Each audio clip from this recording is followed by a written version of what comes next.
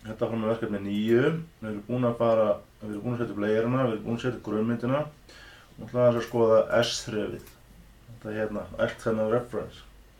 Þess að við ætlum að opna grunnskrána sem við náttúrulega erum búin að gera í fyrir verkefni. Við erum búin að setja upp layer og annað. Og þið ætlum í grunnskráni að fara inn í Inset Reference Atlas og grunnmynd birtuhæð. Og það setur S-þref í punktinu 0.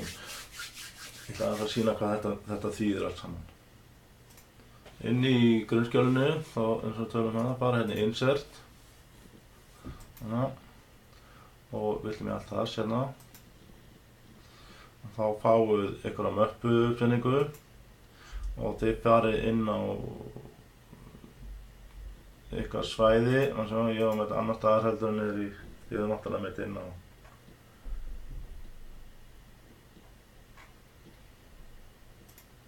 einhver hásvæði.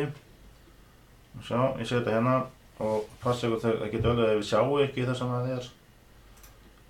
Þá getur þetta að velja hérna niður og sjá hvaða típur af teikningu við sjáum. En hérna er grunnmyndin mín sem ég búið til. Þetta er að vera með ykkur. Ítum á Open og Preview og við haugum ekkert við skalan hérna og Insert Point hérna, skulum haka hérna við og þetta er attachments, alltaf með það OK og við sláum inn 0,02 þá lendur hann hérna alltaf saman. Þetta er gott að gera þetta ef við þurfum að sækja hana aftur seinna. Þá er skráin, grunnskjalið, komið inn í okkar skrá. Þeir eru verið búin að búa til alla layerinn og allt það.